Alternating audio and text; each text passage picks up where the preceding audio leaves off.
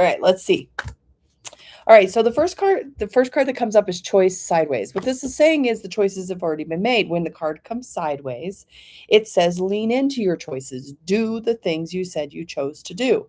If you decided, for example, you were going to take a class, an oracle reading class, and there was a temptation to do something else instead, you already chose to do the class, follow through. That's what this card is saying, okay?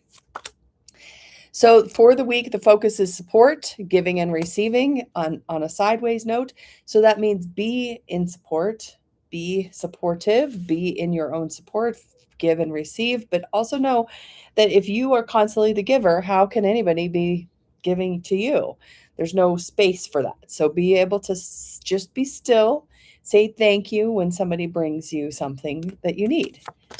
And then at the end of the week, we got some devotion, which this is basically refined loyalties, refined getting into this is what I love. This is what I want to spend my energy on.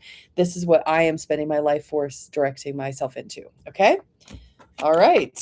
Let's see what Alice in Wonderland wants to tell us about all this week.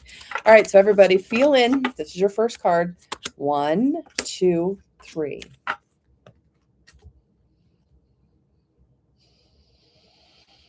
Okay, so if you picked 1, you're working with following the white rabbit.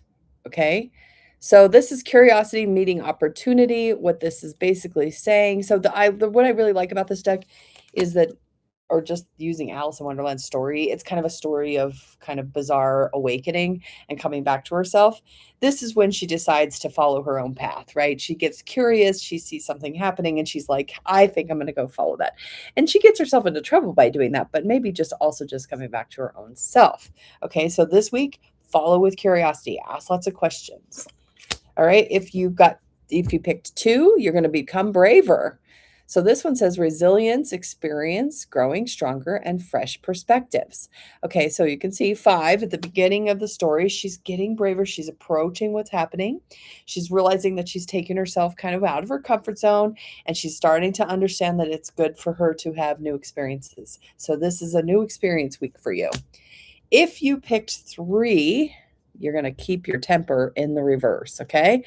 So this says don't allow anger to rule you, but do allow anger to inform you, okay? Don't be avoidant of anger, just don't let it run the show. Once anger comes up, anger has information for you. What is it telling you about where you are in the week, where you are in your life, and how can you use it effectively to move you into alignment with something that's a little more peaceful?